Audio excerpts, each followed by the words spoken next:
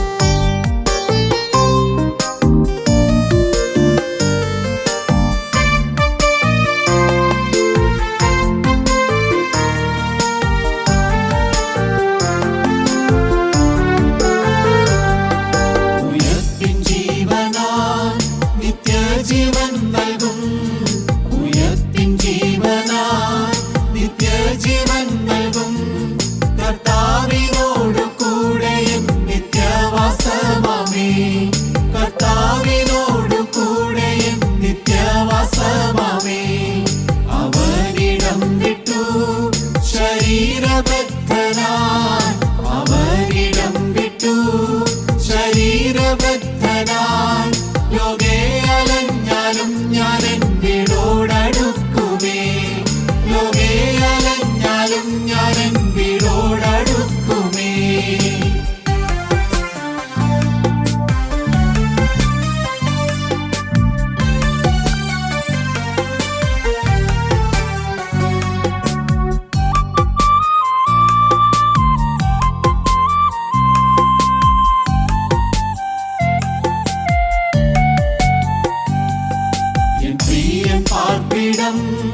മനോഹര ഹർമ്മ്യം എൻ പ്രിയൻ പാർപ്പിടം, മനോഹര ഹർമ്മ്യം മുത്തുകളാൽ നിർമ്മിതമാം 12 ഗോപുരം, മുത്തുകളാൽ നിർമ്മിതമാം 12 ഗോപുരം.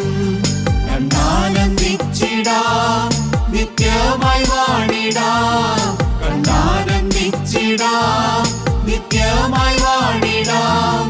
എന്നാത്മാവു വാഞ്ചിക്കുന്നേ ഞാൻ എന്നു ചേരുമോ, എന്നാത്മാവു വാഞ്ചിക്കുന്നേ ഞാൻ എന്നു ചേരുമോ.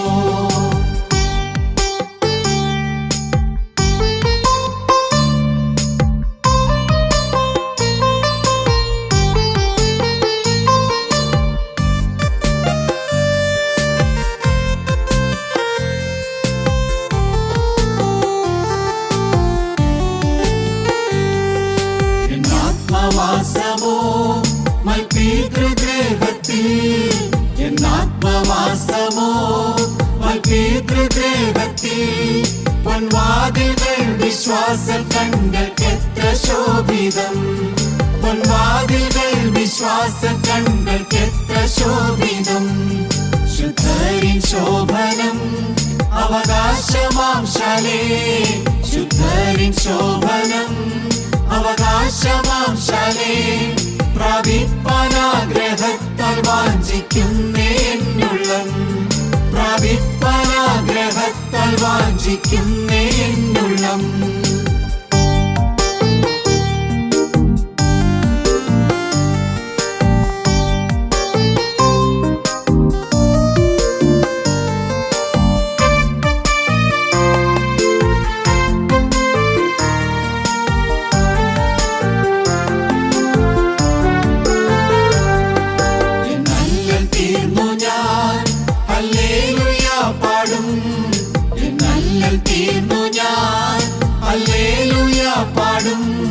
മന്നവനാമേശുവിനോടു കൂടെ വാണിടും, മന്നവനാമേശുവിനോടു കൂടെ വാണിടും.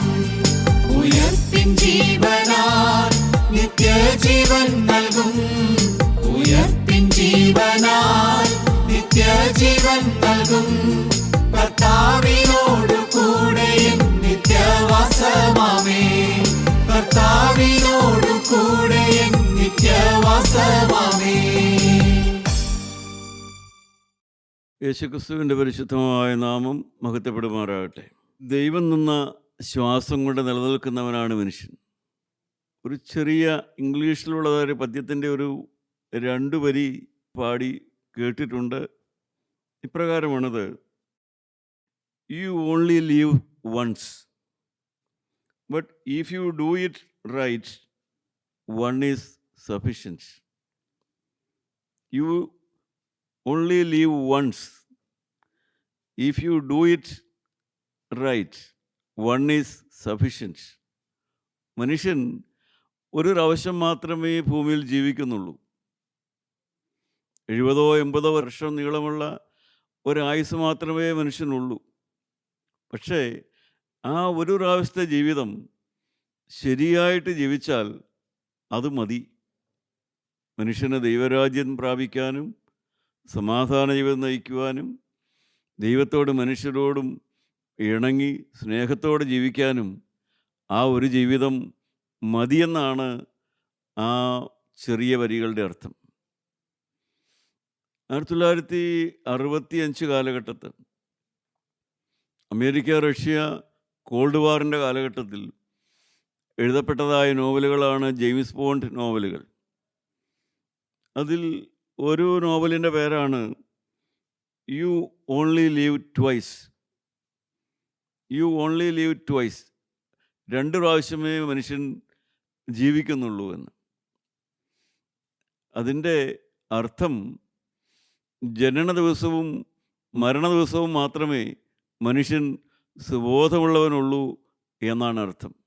നോവൽ എഴുതിയ ആളുടെ സങ്കല്പമാണ്. ജനന ദിവസവും മരണ ദിവസവും മാത്രമേ മനുഷ്യൻ സുബോധമുള്ളവനുള്ളൂ എന്ന് പറഞ്ഞാൽ ആ നോവലിൻ്റെ അർത്ഥമാക്കിയിരിക്കുന്നത് മനുഷ്യൻ്റെ ജീവിതത്തിൽ ഈ 2 യാഥാർത്ഥ്യങ്ങളേ ഉള്ളൂ. ബാക്കിയുള്ളതായ ജീവിത കാലഘട്ടം മുഴുവൻ മനുഷ്യൻ വേറെ പല സ്വാധീനങ്ങളിലുമാണ് ജീവിക്കുന്നത്. ജനന ദിവസം മരണ ദിവസം അത് 2 യാഥാർത്ഥ്യമാണ്. ബാക്കിയുള്ള സന്ദർഭങ്ങളിലെല്ലാം മനുഷ്യൻ പല സ്വാധീനങ്ങളിൽപ്പെട്ടാണ് ജീവിക്കുന്നത്. നമുക്കറിയാം, യൗവന ആരംഭത്തിലേക്ക് തന്നെ വരുമ്പോൾ മനുഷ്യനെ പല സ്വാധീനങ്ങൾ വരാൻ തുടങ്ങുന്നു. സെക്സിൻ്റെ സ്വാധീനം. സെക്സ് നല്ലതാണെങ്കിലും അത് ദൈവം ആഗ്രഹിക്കുന്ന പോലെയുള്ളതായ ഒരു പവിത്രതയോടുകൂടെയാണെങ്കിൽ അതിനൊരു ശരിയായ രീതിയിൽ ദൈവം സന്തോഷിക്കുന്ന രീതിയിൽ അത് ഉപകാരപ്രദമാകുകയുള്ളൂ. അല്ലെങ്കിൽ അത് തിന്മയിലേക്കേ നയിക്കുകയുള്ളൂ. പണം നല്ലതാണ്, പക്ഷേ ധനവാനാകണമെന്നുള്ളതായ ഒരു മോഹം വന്നാൽ ആ മനുഷ്യൻ ദുർവൃത്തനും ദുർമാർഗക്കാരനും ആ മനുഷ്യൻ മറ്റുള്ളവർക്ക് പ്രയാസങ്ങളും പ്രതിസന്ധിയുമുള്ളതായ ഒരു മനുഷ്യനാകുകയുള്ളൂ. ഏത് കാര്യങ്ങളും ഇതുപോലെ തന്നെ മനുഷ്യൻ സ്വാധീനങ്ങളിൽ പെട്ടുപോകുന്നു. ശരിയായി ജീവിക്കാനുള്ള സ്വാധീനമല്ല, തെറ്റിലേക്കുള്ള സ്വാധീനമാണ് മനുഷ്യന് പലപ്പോഴും ലഭിക്കുക. അധമമായ ജീവിതം, മാലിന്യമേറിയ ജീവിതം, കഠിനമായ പ്രവൃത്തികൾ, ക്രൂരമായ വിനോദങ്ങൾ, വൈരാഗ്യ ചിന്തകൾ, കൊലപാതക വാസനകൾ, ഇതെല്ലാം മനുഷ്യ ജീവിതത്തെ സ്വാധീനിക്കുന്ന ഘടകങ്ങളാണ്. യു ലീവ് ഓൺലി ട്വൈസ് എന്ന് വെച്ചാൽ ജനന ദിവസവും മരണ ദിവസവും മാത്രമേ മനുഷ്യന് അവനവൻ്റേതായ ഒരു ചിന്തയിൽ ശരിയായ രീതിയിൽ ചിന്തിച്ച് കാര്യങ്ങൾ ചെയ്യുന്നുള്ളൂ എന്ന്. അതുപോലും നോവലുകാരൻ്റെ സങ്കല്പം മാത്രമാണ്. എന്നാൽ പ്രിയപ്പെട്ടവരെ, നമുക്കറിയാം മനുഷ്യൻ സ്വതവേ ഒരു ഉന്മാദാവസ്ഥയിലാണ് ജീവിക്കുന്നത്. ഉന്മാദാവസ്ഥയിൽ. കാരണം പാപത്തിൻ്റെ സ്വാധീനം മനുഷ്യന് സംഭവിക്കുമ്പോൾ കല്ല് താഴോട്ട് ഉരുണ്ട് വരുന്നത് പോലെയാണ് മനുഷ്യൻ്റെ സ്വഭാവം താണു പോകുന്നതെന്ന് പറയും. മുകളിൽ നിന്ന് താഴോട്ട് ഉരുണ്ട് വരുന്നതായ കല്ല് അതിൻ്റെ സ്പീഡ് വർദ്ധിച്ച് വന്ന് അത് നല്ല സ്പീഡിലേ താഴത്തേക്ക് വരികയുള്ളൂ. ഒരു കുന്നിൻ്റെ മുകളിൽ നിന്ന് ഉരുണ്ട് വരുന്ന കല്ല് താഴോട്ട് വരുമ്പോൾ അത് നല്ല ശക്തിയോടുകൂടെ താഴോട്ട് വരികയുള്ളൂ. അതുപോലെയാണ് മനുഷ്യൻ്റെ സ്വാധീനത്തിലോ ഉന്മാദത്തിലോ പെട്ട് മനുഷ്യൻ പാപത്തിലേക്ക് വീഴുന്നത്. കൂടുതൽ സിൻ, മോർ സിൻ, തെറ്റായത് കൂടുതൽ, തെറ്റായ കൂട്ടുകാർ, തെറ്റായ സ്വാധീനങ്ങൾ, തെറ്റായ പ്രവൃത്തികൾ, ഇതിൻ്റെ സ്വാധീനം വർദ്ധിച്ചു വരികയുള്ളൂ. ശരിയായിട്ടൊന്ന് ചിന്തിക്കുവാനോ ഒന്ന് വഴിമാറി ചിന്തിക്കുവാനോ മനുഷ്യന് പലപ്പോഴും സാധിക്കാറില്ല കാരണം മനുഷ്യനെ പിശാച് വഞ്ചിച്ചുകൊണ്ടേയിരിക്കുകയാണ്. അതുകൊണ്ടാണ് 90-ാം സങ്കീർത്തനത്തിൻ്റെ 12-ാമത്തെ വാക്യത്തിൽ മോശ ഇപ്രകാരം പ്രാർത്ഥിക്കുന്നുണ്ട്. 90-ാം സങ്കീർത്തനം 12-ാമത്തെ വാക്യം വായിക്കാം. ഞങ്ങൾ ജ്ഞാനമുള്ള ഒരു ഹൃദയം പ്രാപിക്കത്തക്കവണ്ണം ഞങ്ങളുടെ നാളുകളെ എണ്ണുവാൻ ഞങ്ങളെ ഉപദേശിക്കണമേ. ജ്ഞാനമുള്ള ഒരു ഹൃദയം പ്രാപിപ്പാൻ തക്കവണ്ണം ഞങ്ങളുടെ നാളുകളെ എണ്ണുവാൻ ഞങ്ങളെ ഉപദേശിക്കണമേ, അഥവാ എന്നെ പഠിപ്പിക്കണമേ. The brevity of life. ജീവിതം കുറച്ചു കാലത്തേക്കേ മാത്രമേ ഉള്ളൂ, ഏതാനും നാളുകളേ ഉള്ളൂ. അതെന്തിനാണ് സഹായിക്കുന്നത്? Give us enthusiasm to dedicate life. ജീവിതം കുറച്ചു കാലത്തേക്കേ ഉള്ളൂ എന്നുള്ള യാഥാർത്ഥ്യം കൊണ്ട് പലപ്പോഴും മനുഷ്യൻ പരമാവധി ജീവിതം ആസ്വദിക്കുക, പരമാവധി തിന്മ ആസ്വദിക്കുക, പരമാവധി തെറ്റ് ആസ്വദിക്കുക. ഇതാണ് ഇന്ന് നാം കണ്ടുവരുന്നതായ പ്രവണത. കുറച്ചു കാലത്തേക്കല്ലേ ജീവിക്കുന്നുള്ളൂ. അതുകൊണ്ട് ജീവിക്കുന്ന കാലം അത് ഏത് തിന്മയും ഏത് അധർമ്മവും പരമാവധി ആസ്വദിക്കുക. പക്ഷേ വേദപുസ്തകം പഠിപ്പിക്കുന്നു, ജീവിതത്തിൻ്റെ ദൈർഘ്യം കുറവാണെന്നുള്ളത് കൊണ്ട് എന്തിനാണ് നമ്മളെ സഹായിക്കേണ്ടത്? നമ്മുടെ ജീവിതം എത്രയും വേഗം ഒരു സമർപ്പണത്തിലേക്കാണ് അത് നമ്മളെ നടത്തേണ്ടത്. അല്പകാലം ജീവിക്കുന്നുള്ളൂ, ആ അത്രയും കാലം ഒരു ദൈവത്തെ ഭയപ്പെട്ട് ഒരു ഭക്തനായി ജീവിക്കുക, വിശുദ്ധനായി ജീവിക്കുക, സമർപ്പണം പാലിച്ച് ജീവിക്കുക. ഇയ്യോബിൻ്റെ പുസ്തകം നമുക്കെടുക്കാം. അതിൻ്റെ 14-ാം അധ്യായം എടുക്കാം. 1-ാം വാക്യവും 5-ാം വാക്യവും നമുക്ക് വായിക്കാം. എന്താണ് ഭക്തനായ ഇയ്യോബ് എന്ത് പറയുന്നു? സ്ത്രീ പ്രസവിച്ച മനുഷ്യൻ അല്പായുസുള്ളവനും കഷ്ടസമ്പൂർണനും ആകുന്നു. അവൻ്റെ ജീവകാലത്തിന് അവധിയുണ്ടല്ലോ. അവൻ്റെ മാസങ്ങളുടെ എണ്ണം നിന്റെ പക്കൽ. ദൈവത്തിന് സ്തോത്രം. പ്രിയപ്പെട്ടവരെ, ഇയ്യോബ് പറയുകയാണ്, സ്ത്രീ പ്രസവിച്ച മനുഷ്യൻ അല്പകാലമേ ഇവിടെ ജീവിക്കുന്നുള്ളൂ, അവൻ്റെ കാലഘട്ടത്തിന് മാസങ്ങളുടെ കണക്കേ ഉള്ളൂവെന്ന്. മാസങ്ങളുടെ കണക്കേ ഉള്ളൂവെന്ന്. മനുഷ്യൻ്റെ ആയുസ് മാസങ്ങളുടെ കണക്കിൽ എണ്ണാൻ സാധിക്കുമെന്നാണ് പറയുന്നത്. അത്രയും കാലമേ മനുഷ്യൻ ജീവിക്കുന്നുള്ളൂ. അതാണ് മനുഷ്യൻ്റെ ആയുസ് എന്ന് പറയുന്നത്. എന്നാൽ ഒരു മനുഷ്യൻ്റെ ജീവിതം എന്ന് പറയുന്നത് എന്താണ്? വാസ്തവത്തിൽ എന്താണ് ഒരു മനുഷ്യൻ്റെ ജീവിതകാലം എന്ന് പറയുന്നത്? മനുഷ്യൻ തൻ്റെ ബുദ്ധി ഉപദേശിച്ച്, തൻ്റെ ബുദ്ധി ഉപയോഗിച്ച്, തൻ്റെ കഴിവ് ഉപയോഗിച്ച് ഈ ഭൂമിയിൽ കഴിച്ചുകൂട്ടുന്ന കാലഘട്ടമാണോ ജീവിതം എന്ന് പറയുന്നത്? മനുഷ്യൻ്റെ സങ്കല്പം അതാണ്. എൻ്റെ ബുദ്ധി ഉപയോഗിച്ച്, എൻ്റെ കഴിവ് ഉപയോഗിച്ച് ഞാൻ ഈ ഭൂമിയിൽ കഴിച്ചുകൂട്ടുന്ന കാലഘട്ടമാണ് മനുഷ്യൻ പലപ്പോഴും ജീവിതകാലമെന്ന് പറയുന്നത്. എന്താണ് മനുഷ്യൻ്റെ ജീവിതകാലം എന്ന് പറയുന്നത്? മനുഷ്യൻ തൻ്റെ കഴിവ് ഉപയോഗിച്ച്, ബുദ്ധി ഉപയോഗിച്ച് കഴിച്ചുകൂട്ടുന്ന കാലമാണോ മനുഷ്യൻ്റെ ജീവിതകാലം എന്ന് പറയുന്നത്? അല്ല. മനുഷ്യൻ്റെ ജീവിതകാലം എന്ന് പറയുന്നത് എന്താണെന്ന് വേദപുസ്തകം പഠിപ്പിക്കുന്നുണ്ട്.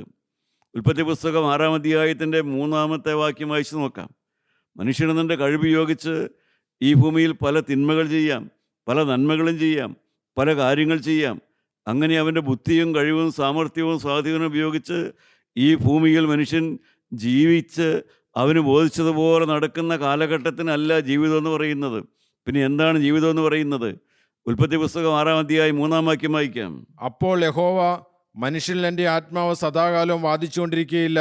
അവൻ ജഡം തന്നെയല്ലോ, എങ്കിലും അവൻ്റെ കാലം 120 സംവത്സരമാകുമെന്ന് അരുളി ചെയ്തു. ഇംഗ്ലീഷിൽ പറയും, I will give him 120 days to mend his ways. ജീവനുള്ള ദൈവം പറയുകയാണ്, 120 years I will give him 120 years. 120 വർഷക്കാലം പരമാവധി ഞാൻ അവന് കൊടുക്കും. അവന് 120, അവൻ്റെ ആയുസ് 120 കൊല്ലം എന്ന് പറഞ്ഞതിൻ്റെ അർത്ഥം അതാണ്. ദൈവം അവന് കൊടുക്കുന്നൊരു കാലഘട്ടമാണത്. എന്തിനു വേണ്ടിയിട്ട്? To mend his ways. അവൻ്റെ വഴി നന്നാക്കാൻ, അവൻ്റെ ജീവിതത്തിൻ്റെ വഴികൾ നന്നാക്കാൻ, ജീവിതത്തിലെ തെറ്റുകൾ തിരുത്താൻ, ജീവിതത്തിൽ സ്നേഹിക്കേണ്ടവരെ സ്നേഹിക്കാൻ, ജീവിതത്തിൽ അകന്നു മാറേണ്ട പാപത്തെ വിട്ട് അകന്നു മാറാൻ, തെറ്റായതിൽ നിന്നെല്ലാം മാറി ശരിയായ രീതിയിൽ ജീവിക്കാൻ വേണ്ടി ദൈവം മനുഷ്യന് കൊടുക്കുന്നതായ ഒരു കാലഘട്ടമാണ് മനുഷ്യൻ്റെ ജീവിതം എന്ന് പറയുന്നത്. I will give him 120 days. അപ്പോൾ യഹോവ, മനുഷ്യനിൽ എൻ്റെ ആത്മാവ് സദാകാലവും വാദിച്ചുകൊണ്ടിരിക്കുകയില്ല. ദൈവത്തിന് സ്തോത്രം. പ്രിയപ്പെട്ടവരെ, ദൈവം പറയുകയാണ്, ഒരു കാലഘട്ടം മാത്രമേ ഞാൻ മനുഷ്യന് കൊടുക്കുകയുള്ളൂ.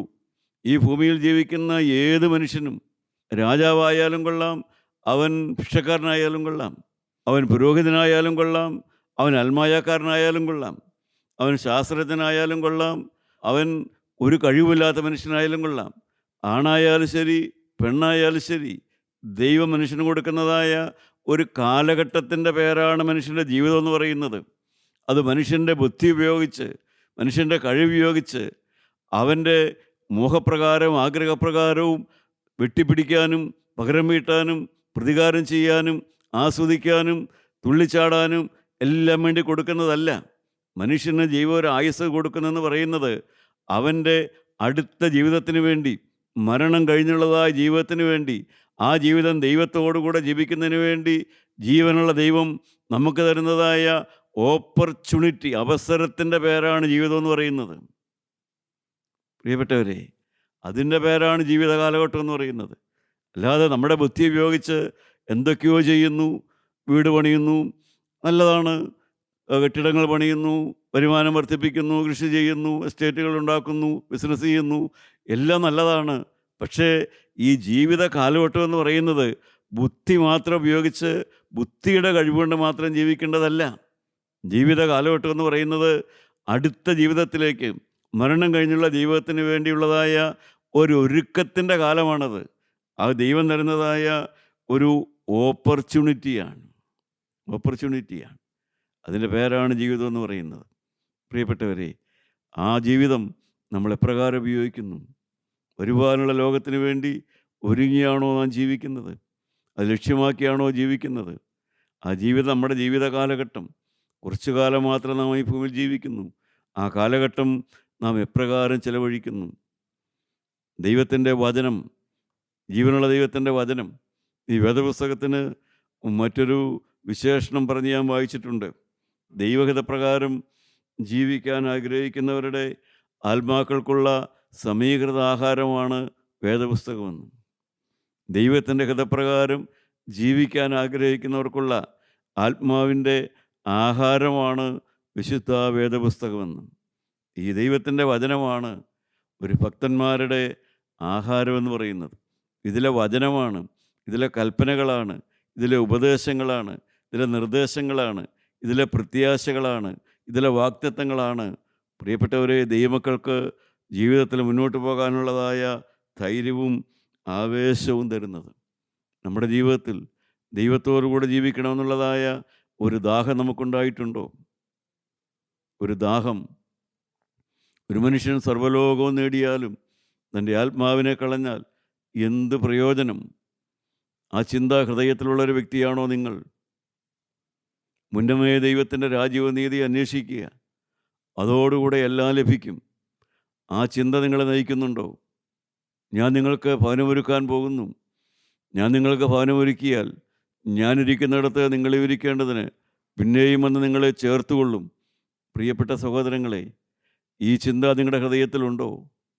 ഈ ചിന്തയുള്ള, ഈ സുബോധമുള്ള ഒരു വ്യക്തിയാണോ നിങ്ങൾ? ഇതെല്ലാമാണ് മനുഷ്യൻ്റെ സുബോധ ചിന്തകളെന്ന് പറയുന്നത്.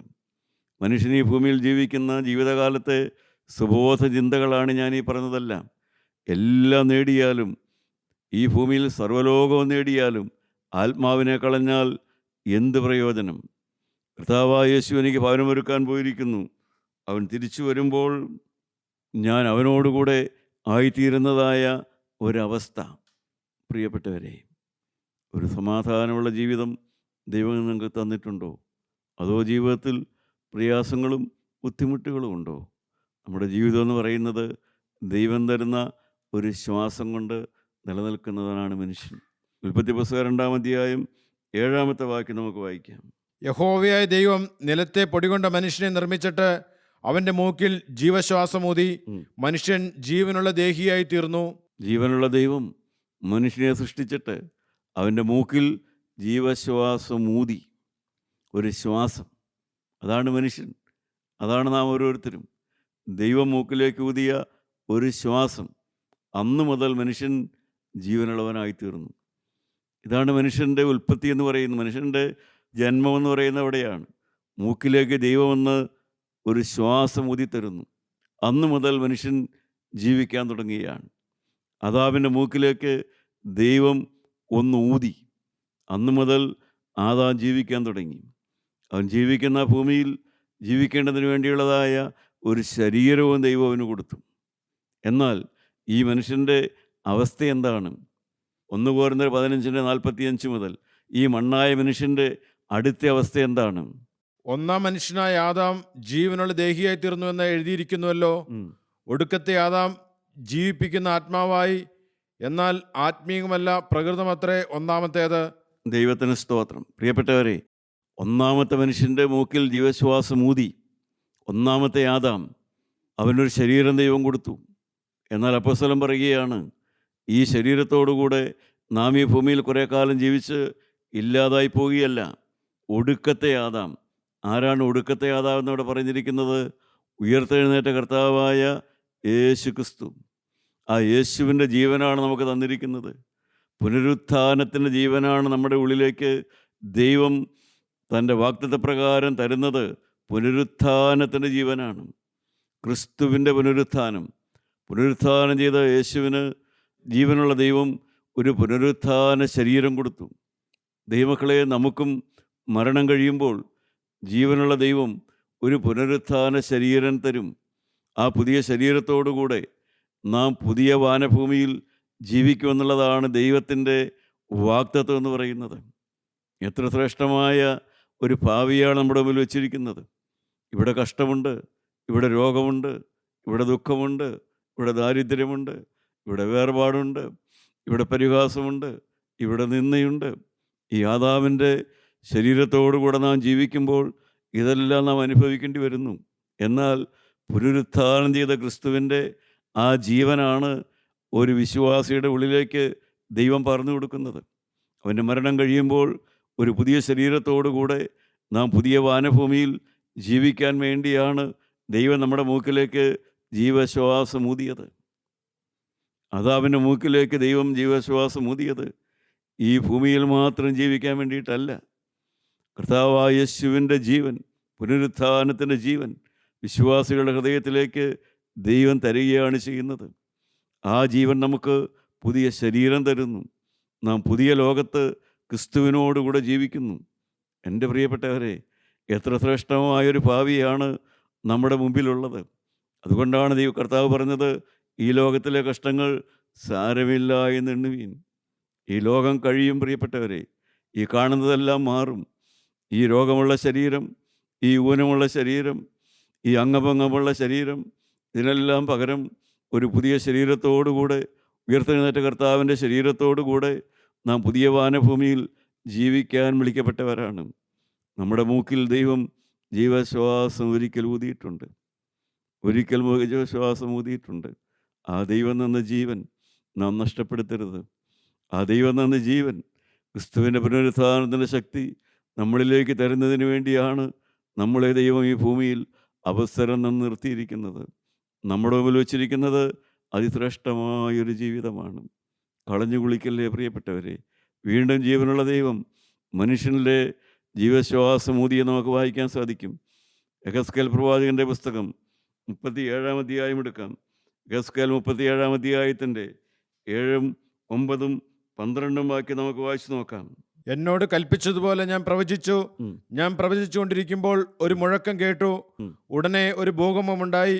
അസ്ഥി അസ്ഥിയോട് വന്ന് ചേർന്നു. ദൈവത്തിന് സ്തോത്രം. പ്രിയപ്പെട്ടവരെ, എന്താണ് പ്രവാചകൻ മനുഷ്യനോട് ദൈവത്തിൻ്റെ വചനം, മനുഷ്യരെ ഉപയോഗിച്ച് ദൈവം വചനം പ്രസംഗിച്ചു. വചനം മനുഷ്യൻ്റെ ഹൃദയത്തിലേക്ക് വാങ്ങിക്കൊടുത്തു. 9-ാമത്തെ വാക്യം വായിക്കാം. അപ്പോൾ അവൻ എന്നോട് കൽപ്പിച്ചത്, കാറ്റിനോട് പ്രവചിക്ക. മനുഷ്യപുത്ര, നീ പ്രവചിച്ച് കാറ്റിനോട് പറയേണ്ടത്, യഹോവയെ കർത്താവ് ഇപ്രകാരം അരുളി ചെയ്യുന്നു, ശ്വാസമേ, നീ 4 കാറ്റുകളിൽ നിന്ന് വന്ന് ഈ നിഹതന്മാർ ജീവിക്കേണ്ടതിന് അവരുടെ മേൽ ഊതുക. ദൈവത്തിന് സ്തോത്രം. പ്രിയപ്പെട്ടവരെ, എൻ്റെ 12-ാമത്തെ വാക്യം. അതുകൊണ്ട് നീ പ്രവചിച്ച് അവരോട് പറയേണ്ടത്, യഹോവയായ കർത്താവ് ഇപ്രകാരം അരുളി ചെയ്യുന്നു, എൻ്റെ ജനമേ, ഞാൻ നിങ്ങളെ ശവക്കുഴി തുറന്ന് നിങ്ങളെ ശവക്കുഴിയിൽ നിന്ന് കയറ്റി ഇസ്രയേൽ ദേശത്തേക്ക് കൊണ്ടുപോകും. ദൈവത്തിന് സ്തോത്രം. ഏതെല്ലാമാണ് ശവക്കുഴി? ജീവനുള്ള ദൈവം തൻ്റെ കാറ്റയച്ച്, ശ്വാസമയച്ച് മനുഷ്യനെ ശവക്കുഴിയിൽ നിന്ന് കയറ്റുന്നു. പ്രിയപ്പെട്ടവരെ, ജീവിക്കുന്ന കാലത്തുള്ള ശവക്കുഴി ഏതാണ്? മരണം കഴിഞ്ഞടക്കുന്ന ശവക്കുഴിയല്ല. ഒരു ദുഷ്ടഹൃദയം നിങ്ങൾക്കില്ലേ? ഒരു അവിശ്വസ്തതയുള്ള ഹൃദയം നിങ്ങൾക്കില്ലേ? ഒരു വഞ്ചനയുള്ള ഹൃദയമില്ലേ? ഒരു കാപട്യമുള്ള ഹൃദയമില്ലേ? ഒരു ചതിക്കുന്ന ഹൃദയമില്ലേ? ഇതെല്ലാം എനിക്കും ഉണ്ടായിരുന്നു പ്രിയപ്പെട്ടവരെ. ദൈവത്തോട് വെറുപ്പുള്ള ഒരു ഹൃദയം ഉണ്ടായിരുന്നില്ലേ? കൂടെയുള്ളവരെ കൗശല വാക്ക് പറയുന്ന ഒരു ഹൃദയം ഉണ്ടായിരുന്നില്ലേ? ഒരു ദുഷ്ടഹൃദയം, അതൊരു ശവക്കുഴി തന്നെയാണ്. അവിടെ കിടക്കുന്ന മനുഷ്യന് അവിടെ നിന്ന് എഴുന്നേറ്റ് പോകാൻ സാധിക്കില്ല. മനുഷ്യൻ വീണ് കിടക്കുന്ന കുഴിയാണതെല്ലാം. ശവക്കുഴി എന്ന് പറഞ്ഞാൽ അവിടെ കിടക്കുന്ന മനുഷ്യന് സ്വന്തം കഴിവുകൊണ്ട് എഴുന്നേറ്റ് പോകാൻ പറ്റില്ല. ശവക്കുഴിയിൽ കിടക്കുന്ന ഒരു മനുഷ്യന് ഒരിക്കലും അവൻ്റെ കഴിവുകൊണ്ട് എഴുന്നേറ്റ് പോകാൻ പറ്റുകയില്ല. ആ അവസ്ഥയ്ക്കാണ് ശവക്കുഴി എന്ന് പറയുന്നത്. നിങ്ങൾക്ക് നിങ്ങളുടെ ഹൃദയത്തെ നന്നാക്കാൻ പറ്റുമോ? അതിന് ദുഷ്ടത മാറ്റിയെടുക്കാൻ പറ്റുമോ? അതിൻ്റെ കാപട്യം മാറ്റാൻ പറ്റുമോ? അതിൻ്റെ കൗശലം മാറ്റാൻ പറ്റുമോ? സാധിക്കില്ല സഹോദര, സാധിക്കില്ല. നിൻ്റെ ഹൃദയത്തിൻ്റെ ദുഷ്ടത നീ ഒരു ശവക്കുഴിയിൽ കിടക്കുന്ന അവസ്ഥയാണ്. മറ്റൊന്നാണ് വഴുവഴുപ്പുള്ളതായ ഒരു പേഴ്സണാലിറ്റി. പുറമേ നല്ല മാന്യതയുണ്ട്, നല്ല വസ്ത്രധാരണമുണ്ട്, പക്ഷേ ആൾ വഴുവഴുപ്പുള്ളവനാണ്. വിശ്വസ്തതയില്ല. വിശ്വസ്തതയില്ലാത്ത മനുഷ്യൻ, ഒഴുക്കിനെ തൊഴുകുന്ന മനുഷ്യൻ, ഒഴുക്കിനെതിരെയല്ല ഒഴുക്കിനെ തൊഴുതും വിശ്വസിക്കാൻ കൊള്ളുകയില്ല. ഏത് തിന്മയും ഏത് സമയത്തും പുറത്തേക്ക് വരാം. അപ്രകാരം ശവക്കുഴിയുടെ അനുഭവത്തിൽ കിടക്കുന്ന മനുഷ്യനുണ്ട്. മനുഷ്യൻ കിടക്കുന്ന ശവക്കുഴിയുടെ പേരുകളൊക്കെയാണ് ഞാൻ ഈ പറഞ്ഞു വന്നത്. ചിലതെല്ലാം ദുഷ്ടഹൃദയം, അതിൽ നിന്ന് പുറത്തു വരാൻ പറ്റില്ല. ഭാര്യയെ സംശയം, ഭർത്താവിനെ സംശയം, അതിൽ നിന്ന് പുറത്തു കിടക്കാൻ സാധിക്കുന്നില്ല. വഴിപാട് കഴിച്ചാലും കൊള്ളാം, നേർച്ച കഴിച്ചാലും കൊള്ളാം, പെരുന്നാളേറ്റ് കഴിക്കാം, ഏതെങ്കിലും പ്രാർത്ഥനയോഗത്തിന് പോകാം, പക്ഷേ ദുഷ്ടഹൃദയം മാറിക്കിട്ടില്ല. ദുഷ്ടഹൃദയം മാറിക്കിട്ടില്ല. പേഴ്സണാലിറ്റി മാറിക്കിട്ടില്ല. വിശ്വസ്തത അവിശ്വസ്തത വിശ്വസ്തതയായിട്ട് മാറില്ല. വിറ്റുകളയുന്ന മനുഷ്യൻ, തന്നെത്താൻ വിറ്റുകളയുന്ന മനുഷ്യൻ, ഇതാണ് മനുഷ്യനെക്കുറിച്ച് വേദപുസ്തകം പറയുന്നത്. പ്രിയപ്പെട്ടവർ, ഇതെല്ലാമാണ് മനുഷ്യൻ്റെ ശവക്കുഴി എന്ന് പറയുന്നത്. മറ്റൊന്നുണ്ട്, നമ്മുടെ മാറാ രോഗങ്ങൾ. നാം വിചാരിച്ചാൽ മാറുമോ? നാം വിചാരിച്ചാൽ, ഡോക്ടർമാർ വിചാരിച്ചാൽ നമ്മുടെ എല്ലാ രോഗങ്ങളും മാറിക്കിട്ടുമോ? അതുപോലെ തന്നെ പലപ്പോഴും ദാരിദ്ര്യം, അതൊരു ശവക്കുഴിയുടെ അനുഭവം പോലെയാണ്. അധ്വാനിക്കാവുന്ന പരമാവധി അധ്വാനിക്കുന്നു, കയറിപ്പോരാൻ സാധിക്കുന്നില്ല, കയറിപ്പോരാൻ സാധിക്കുന്നില്ല. ശവക്കുഴിയിൽ കിടക്കുന്ന അനുഭവം. രോഗം മാറുന്നില്ല, ദാരിദ്ര്യം മാറുന്നില്ല, കുടുംബത്തിലെ ഭിന്നത മാറുന്നില്ല. എന്നാൽ ആ അവസ്ഥയിൽ കിടക്കുന്ന മനുഷ്യനെ ജീവനുള്ള ദൈവത്തിന് പറയുന്നു, ഞാൻ നിങ്ങളുടെ ശവക്കുഴി തുറന്ന് നിങ്ങളതിൽ നിന്ന് കയറ്റുമെന്ന് ദൈവത്തിൻ്റെ വചനം പറയുന്നു. പ്രിയപ്പെട്ടവരെ, നിങ്ങളെ കയറ്റുവാൻ യേശുവുണ്ട്. ഈ ലോകത്തിലെ ശവക്കുഴിയിൽ കിടക്കുന്ന എൻ്റെ സഹോദരങ്ങളെ, ദുഷ്ടഹൃദയത്തോടെ ജീവിക്കുന്ന സഹോദര, നിൻ്റെ ഹൃദയം മാറ്റാൻ യേശുവുണ്ട്. വഴുവഴുപ്പുള്ള നിൻ്റെ വ്യക്തിത്വത്തെ പക്വതയുള്ളതാക്കുവാൻ, പാവനത്വമുള്ളതാക്കുവാൻ, വിശുദ്ധിയുള്ളതാക്കുവാൻ യേശുക്രിസ്തുവിന് കഴിയും. നിൻ്റെ മാറാ രോഗത്തെ മാറ്റാൻ യേശുവിന് കഴിയും. നിൻ്റെ ഒരിക്കലും മാറാത്ത ദാരിദ്ര്യത്തെ ഐശ്വര്യമുള്ളതാക്കാൻ യേശുവിന് കഴിയും. ഇന്ന് കടം മേടിക്കുന്നതിനെ കടം കൊടുക്കുന്നവനാക്കാൻ യേശുവിന് കഴിയും. ശവക്കുഴിയിൽ കിടക്കുന്ന അവസ്ഥയിൽ കഴിഞ്ഞുകൂടുന്ന എൻ്റെ പ്രിയപ്പെട്ടവരെ, നിങ്ങളെ രക്ഷിക്കാനാണ് യേശു കാൽവരിയിൽ മരിച്ചത്. അതിനുവേണ്ടിയാണ് യേശു കാൽവരിയിൽ രക്തം ചിന്തിയത്. സഹോദര, നീ ഇനി ശവക്കുഴിയിൽ കിടക്കേണ്ടവനല്ല. നിന്നെ കയറ്റുവാൻ യേശുവിൻ്റെ വചനമുണ്ട്. ആ വചനത്താൽ നിനക്ക് ഉയർച്ചയുണ്ട്. ആ വചനം കരം പിടിക്കുന്ന വചനമാണ്. ആ വചനം ജീവൻ തരുന്ന വചനമാണ്. ആ വചനമാണ് ദൈവം നിനക്ക് അയച്ചു തരുന്നത്. ശവക്കുഴിയിൽ കിടന്ന് വലയണ്ട, ദുഷ്ടഹൃദയത്തോടെ വലയണ്ട. അതിന് പകരം ഒരു സമാധാനമുള്ള ഹൃദയം കിട്ടും. നിൻ്റെ വ്യക്തിത്വം നന്നാകും, നിൻ്റെ രോഗം മാറും, നിൻ്റെ കഷ്ടം മാറും. എൻ്റെ പ്രിയപ്പെട്ടവരെ, പുനരുത്ഥാനം ചെയ്ത ക്രിസ്തു, യോഹന്നാന്റെ സുവിശേഷം 20-ാം അധ്യായം നാം വായിക്കുമ്പോൾ അതിൻ്റെ 22-ാമത്തെ വാക്യത്തിൽ പറയും, ഉയർത്തെഴുന്നേറ്റ ക്രിസ്തു അപ്പോസ്തലന്മാരെ ഒന്ന് ഊതിയെന്ന്. അവരുടെ മേൽ അവൻ ഊതി, അവരുടെ മേൽ അവനൊന്നൂതി. എന്താണ് ലഭിച്ചത് പ്രിയപ്പെട്ടവരെ? അവർക്ക് ദൈവ ഇഷ്ടം ചെയ്യുവാനുള്ള ഒരു താല്പര്യമുണ്ടായി.